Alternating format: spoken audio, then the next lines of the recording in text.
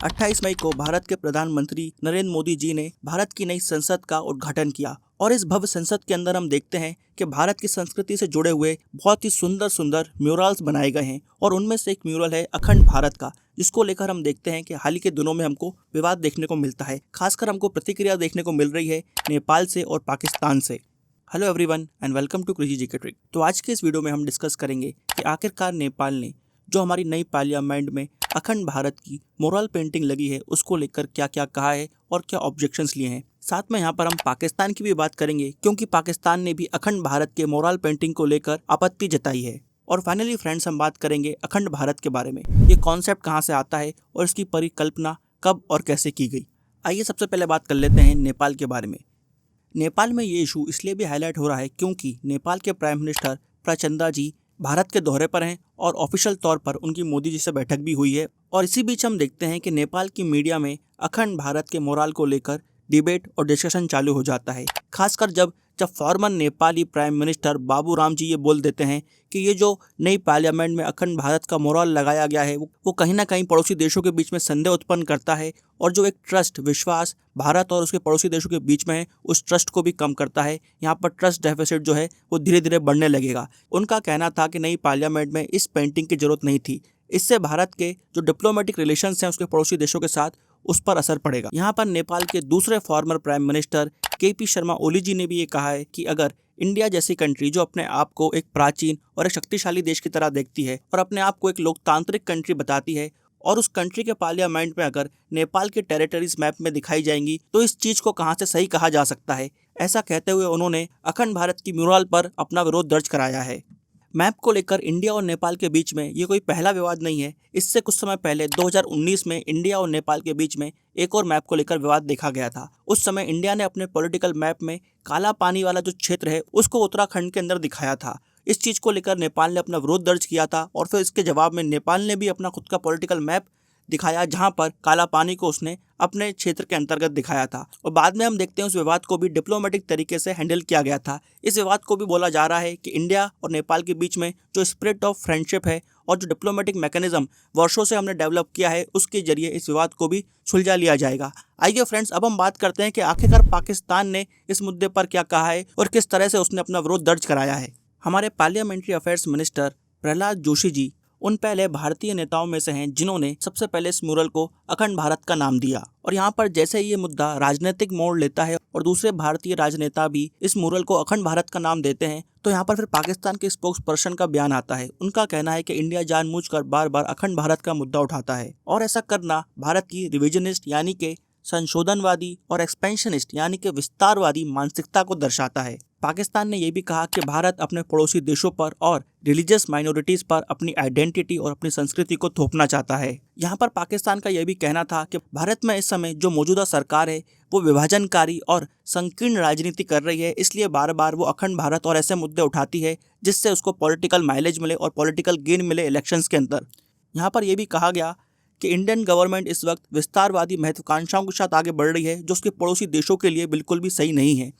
पाकिस्तान ने यहाँ पर इंडिया को ये सलाह भी दी है कि इंडिया को इस वक्त अपने जो पड़ोसी देश हैं उनके साथ शांतिपूर्वक तरीके से अपने डिस्प्यूट्स को रिजॉल्व करना चाहिए ताकि पूरे साउथ एशिया में पीसफुल माहौल रहे और समृद्धि आए। तो फ्रेंड्स, यहाँ पर हमने देखा कि हमारे दो पड़ोसी देशों ने जो हमारी नई पार्लियामेंट में अखंड भारत का म्यूरल लगा है उसको लेकर अपना विरोध दर्ज कराया है। तो आइए अब समझ लेते हैं कि आखिरकार अखंड भारत की परिकल्पना क्या है, ये कॉन्सेप्ट क्या है। पिछले साल की ही बात है जब आरएसएस चीफ मोहन भागवत जी ने अखंड भारत को लेकर ये कहा था कि अखंड भारत रियलिटी हो जाएगी आने वाले 10 से 15 सालों में अगर हम सही दिशा में काम करें तो। उनका यह मानना है कि आने वाले 20 से 25 सालों में अखंड भारत एक रियलिटी होगा, मगर अगर हम सही तरीके से और सही दिशा में सही गति से आगे बढ़ें तो ये रियलिटी 10 से 15 सालों में भी हमको देखने को मिल सकती है। मोहन भागवत जी के इस स्टेटमेंट के बाद हम देखते हैं कि राजनीतिक विवाद खड़ा हो गया था, जिसके बाद मोहन भागवत जी ने ये कहा था कि अखंड भारत की जो परिकल्पना वो कर रहे हैं वो राजनीतिक तौर पर नहीं बल्कि वो यहाँ पर सांस्कृतिक एकता की बात कर रहे हैं और इस सांस्कृतिक एकता में भारत के पड़ोसी राज्य भी शामिल हैं क्योंकि प्राचीन काल से हम साथ रह रहे हैं, हमारी सभ्यता और संस्कृति एक है और इस सांस्कृतिक एकता के लिए वो बात कर रहे हैं जिसका नेतृत्व भारत करेगा।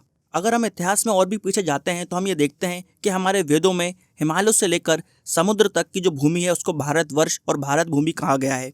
अगर हम आज़ादी के समय की बात करें तो वी.डी. सावरकर जी ने हिंदू महासभा का जब 19वां सेशन चल रहा था 1937 अहमदाबाद में, उस समय हम देखते हैं कि पहली बार अच्छे तरीके से अखंड भारत को समझाया था और अखंड भारत की बात की थी। उन्होंने उस समय कहा था कि कश्मीर से लेकर रामेश्वरम तक और सिंध से लेकर आसाम तक का जो एरिया है वो पूरा अखंड भारत है, यूनाइटेड इंडिया है। तो अखंड भारत के जो समर्थक हैं उनका यह मानना है कि अंग्रेजों ने हम पर शासन किया, नहीं तो उससे पहले सालों तक हम एक साथ ही रह रहे थे, सांस्कृतिक तौर पर हम सब कनेक्टेड थे और हम सब एक थे। और आज की डेट में भी अगर हम बात करें तो पूरा साउथ एशिया एक है, जहाँ पर अधिकतर लोग अपना जीवन अध्यात्म की दृष्टि से देखते हैं। यहाँ पर यह भी बताया जाता है कि कुछ लोगों ने अपने घर पर अखंड भारत का मैप भी लगा कर रखा है, जिस मैप के अंतर्गत वो अफगानिस्तान, पाकिस्तान, बांग्लादेश, श्रीलंका, म्यांमार, तिब्बत, भूटान, नेपाल और अस्काई चीन को अखंड भारत का भाग बताते हैं।